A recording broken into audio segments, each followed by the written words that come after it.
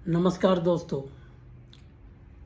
एक regular slogan चलता रहता है जुडिशियल इंडिपेंडेंस का। और सच ये है कि ये जुडिशियल इंडिपेंडेंस के नारे ने जुडिशरी को एक डिक्टेटर बना दिया है। आज जो मैं बात करने जा रहा हूँ वो है जस्टिस यशवंत वर्मा के खिलाफ जो प्रपोज्ड इम्पीचमेंट मोशन है उसके ऊपर कपिल सिब्बल कैसे बिल बुला रहा है। वो कह रहा है कि इंटरनल कमेटी जो चीफ जस्टिस ने बनाई थी उसकी रिपोर्ट के आधार पे जस्टिस वर्मा को हटाना, इम्पीचमेंट करना अनकॉन्स्टिट्यूशनल है। इससे न्यायपालिका की स्वतंत्रता खतरे में पड़ेगी और परोक्ष रूप से न्यायपालिका के ऊपर कंट्रोल करने की कोशिश की जा रही है। क्या लॉजिक है साहब?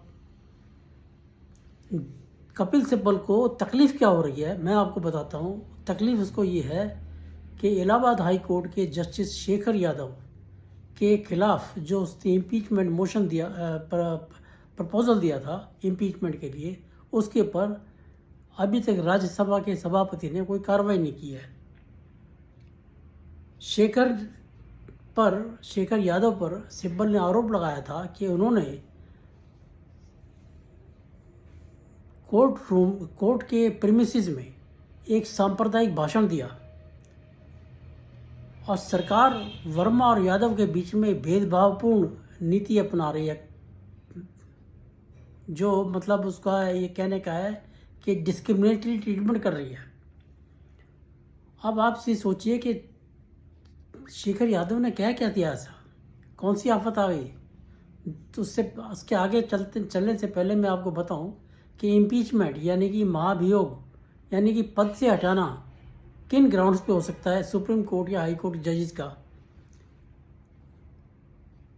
For proven misbehaviour, this refers to wrong doing that violates the जजेस duty such as abuse of power, corruption और lack of integrity.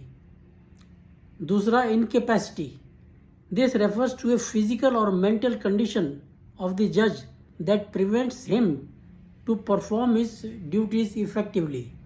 In grounds के ऊपर जजेस का रिमूवल किया जा सकता है।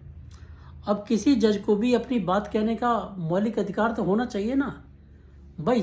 सुप्रीम कोर्ट के पता नहीं जो जजेस बैठे हैं, आप देखिए, सुप्रीम कोर्ट नहीं हाई कोर्ट के भी, वो क्या क्या भाषण दे थे। नूपुर शर्मा के लिए ऐसे हेट स्पीच दी गई थी, वो उनका अधिकार था। किसी लेडी को, महिला वकील को ऐसा जलील करने का कोई अधिकार नहीं था। और वर्बल कमेंट थे जी, उनकी कोई वैल्यू नहीं है। तो शेखर यादव ने आखिर क्या क्या दिया? उसने बहुसंख्यक समाज की बात की थी, इसमें कोई सांप्रदायिकता नहीं है, नथिंग रॉन्ग इज देयर। लेकिन उसको, क्योंकि कपिल सिब्बल है, वो उसको लगा कि जी ये तो हिंदुओं को प्रेफर कर गया, सांप्रदायिक भाषण दे दिया इसने, उसके पीछे पड़ा हुआ है। उसको दर्द हो रहा है कि जी इसके खिलाफ एक्शन क्यों नहीं हो रहा। एक्चुअली बात यह है कि जो शेखर यादव के जो विचार थे वो सिब्बल और सेकुलर कीड़े जो है ना हमारे देश में, उनके विचारों से मेल नहीं खाते। जबकि जस्टिस यशवंत वर्मा का मामला सीधा करप्शन से जुड़ा हुआ है। भाई उसने करप्शन के लिए बोला है ना कि वो करप्शन के बेस पे उसको रिमूव किया जाता है, तो इसका मामला सीधा करप्शन से है। अब आप देखिए, करोड़ों की काली कमाई जस्टिस वर्मा के घर से निकली, तो उसके ऊपर इम्पीचमेंट नहीं लगना चाहिए। और उसको कह रहा है कि अनकॉन्स्टिट्यूशनल है। चीफ जस्टिस ने आंतरिक समिति बनाई जांच के लिए, उसको कह रहा है कि जी ये एक समिति बनाना ही गलत था। और उसकी रिपोर्ट पे चीफ जस्टिस ने राष्ट्रपति को उसको हटाने का सुझाव दिया। जब वर्मा का केस सामने आया था तो सिब्बल ने कहा था, सरकार को और न्यायपालिका को स्वीकार करना चाहिए, खुद कह रहा है स्वीकार करना चाहिए कि जजों की नियुक्ति में खामियां हैं। आज न्याय प्रणाली में लोगों का विश्वास कम हो रहा है। ये बात खुद कही है उसने। ये बयान तो दिया उसने जस्टिस वर्मा का केस सामने आने के बाद। क्या जरूरत थी भाई बोलने की? या तो तुम कहना चाह रहे हो वर्मा की नियुक्ति भी गलत हुई थी, लेकिन वर्मा के घर से जो कैश मिला उसके ऊपर कमेंट कर देने से मना कर दिया, कहता मैं कोई कमेंट नहीं दूंगा। अब सिब्बल क्या कहना चाहते हैं, उनके रिमूवल को अनकॉन्स्टिट्यूशनल बता के कि जस्टिस यशवंत वर्मा को भ्रष्टाचार करने का मौलिक अधिकार था, वो जितना मर्जी पैसा कमा सकता था। जुडिशियल इंडिपेंडेंस के नाम पर तो सच्चाई ये है कि सुप्रीम कोर्ट जस्टिस वर्मा को बचा रहा है, बचा गया भाई। एक हफ्ते तक तो उसके घर की रिपोर्टिंग नहीं हुई, उसके बाद जले कटे नोट तो मिले, लेकिन घर के अंदर क्या मिला ये किसी को आज तक पता नहीं चला है। और फिर अगर उसको ना बचा रहे होते तो अब तक तो उसके खिलाफ एफआईआर दर्ज हो गई होती। वो चीफ जस्टिस की मर्जी से दर्ज होती है, उसकी परमिशन से दर्ज होती है। चीफ जस्टिस परमिशन नहीं दे रहा तो कौन बचा रहा है? किसको बचा रहा है? सुप्रीम कोर्ट बचा रहा है जस्टिस वर्मा को। और आरटीआई में उसके बारे में इंफॉर्मेशन देने के लिए तैयार नहीं है। ये तो वर्मा का एक केस सामने आया है। और बताता हूँ आपको, ये कपिल सिब्बल जो है ये भ्रष्टाचारियों का ही वकील है। 1993 में जस्टिस रामास्वामी का केस आया था, वो भी भ्रष्टाचार का केस था, इम्पीचमेंट हुआ। इसने पार्लियामेंट हाउस में उसको डिफेंड किया था। जुडिशियल इंडिपेंडेंस के नाम पर और उसको खतरा बताकर कॉलेजियम क्या क्या गोलमाल कर सकता है ये हर कोई जानता है। एनजेएससी को केवल इसलिए रद्द कर दिया क्योंकि उसको जो 6 मेंबर की कमेटी बनी थी जजों की नियुक्ति के लिए, उसके अंदर एक लॉ मिनिस्टर भी मेंबर था। लॉ मिनिस्टर के मेंबर होने से कह दिया जी कि इससे जुडिशियल इंडिपेंडेंस खतरे में पड़ गई। खतरे में कैसे पड़ गई भाई? तुम तो सरकार की नियुक्तियों में तुम उसमें पार्टिसिपेट करते हो, कैसे करते हो? फिर कैसे करते हो? जस्टिस वर्मा हाई कोर्ट में जज बनने के पहले वकील थे, मुलायम सिंह यादव के टाइम में, अखिलेश यादव के टाइम में। जब हजारों लाखों वकीलों में से, हाई कोर्ट के वकीलों में से कोई इक्का दुक्का वकील जज बनता है, उसको रिकमेंड करता है कॉलेजियम, तो आप समझ लीजिए, ये मेरा अनुमान है, मैं गलत नहीं हूँ, बिना चढ़ावे के जज बन नहीं सकता वो। और फिर जज बनने के बाद वो जो इन्वेस्टमेंट की है उसने जज बनने के लिए, उसकी अगुवाई करना तो उसका मौलिक अधिकार बन जाता है। भाई वो कहाँ से पैसा देगा, किससे लेके दिया उसने? उसको तो पैसा चाहिए, रिकवरी करता है फिर वो। अभी आपको पता है जो हाई कोर्ट के जज हैं, इलाहाबाद हाई कोर्ट के सौमित्र दयाल, जिन्होंने जियावर रहमान बर्क के 2 करोड़ की पेनल्टी बिजली चोरी की, उस पर रोक लगा दी, वो 2013 में सीनियर एडवोकेट बने थे, 2017 में हाई कोर्ट के जज बन गए। अब आप समझ लीजिए आज क्या कर रहे हैं वो। एक भ्रष्टाचारी को बचा गए। कैसे बचा गए? कुछ तो कारण होगा ना। बैकडोर में पता नहीं क्या क्या होता है। अब देखिए आप, जगदीप धनखड़ वाइस प्रेसिडेंट हमारे, वो बार बार कहते हैं लोकतंत्र में तीनों अंगों का रोल अलग अलग है, कार्यपालिका, न्यायपालिका और विधायिका। न्यायपालिका के पास कानून बनाने का अधिकार नहीं है, कानून बनाने का अधिकार केवल संसद के पास है, इसलिए वो संसद को सर्वोपरि मानते हैं कानून बनाने के लिए। बात सही भी है उनकी, लेकिन BR गवई साहब कह रहे हैं नहीं, संविधान सर्वोपरि है। जब संविधान सर्वोपरि है तो फिर आप कॉलेजियम संविधान की किस आर्टिकल में लेके आए? ये बड़ा सिंपल सवाल है, ये मैं हर वीडियो में पूछता हूँ, जब भी मौका मिलता है तभी पूछता हूँ। ना किसी संविधान में मेंशन्ड है, ना किसी आर्टिकल में मेंशन्ड है, लेकिन आपने कॉलेजियम थोप दिया है, सरकार के ऊपर थोप दिया है, लेकिन आप किसी की सुनवाई करने के लिए तैयार नहीं है। आपने NGSC को रिजेक्ट किया, क्यों?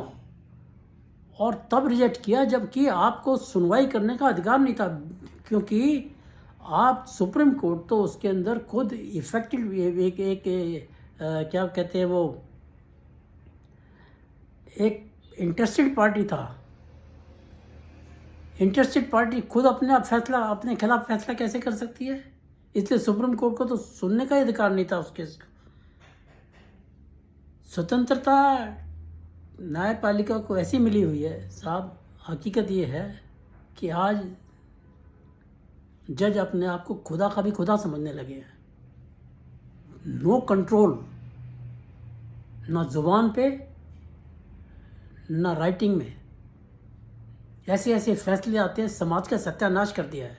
और बताता हूँ आपको, जो शक क्रिएट करते हैं वो क्यों क्रिएट होते हैं, आप ये बताइए ज़रा। केजरीवाल को 10 मई लास्ट ईयर बेल दे दी संजीव खन्ना जी ने। बेल मांगी नहीं थी उसने, फिर भी 20 दिन की बेल दे दी। और फिर 12 जुलाई को फिर बेल दे दी और ये कह दिया कि जी इसकी जो ईडी की गिरफ्तारी है उसकी संवैधानिक वैधता के लिए 3 जजों की बेंच बनेगी। वो 3 जजों की बेंच आज देख लीजिए, 12 जुलाई से लेके आज 12 जून आ रहा है, आज तक बेंच नहीं बनी। चंद्रचूड़ निकल गए, संजीव खन्ना खुद निकल गए, अब BR गवई जी बैठे हैं, ये अभी तक तो कोई नाम आया नहीं है। और इलेक्टोरल बॉन्ड्स का केस 7 साल के बाद एक इशू मेन उठा के चंद्रचूड़ ने उसको 7 साल के बाद एक एक्ट को रद्द कर दिया। क्या इसमें RTI की इंफॉर्मेशन मांगने का प्रोविज़न नहीं है? अरे प्रोविज़न नहीं है, प्रोविज़न डाल देते, लेकिन आपने तो पूरा मैटर ही रिमूव कर दिया, और वो भी मेलाफाइड इंटेंशन से। क्यों? इलेक्शन से ठीक पहले, जिससे मोदी की बदनामी हो। ये है गोलमाल, ये है गोलमाल।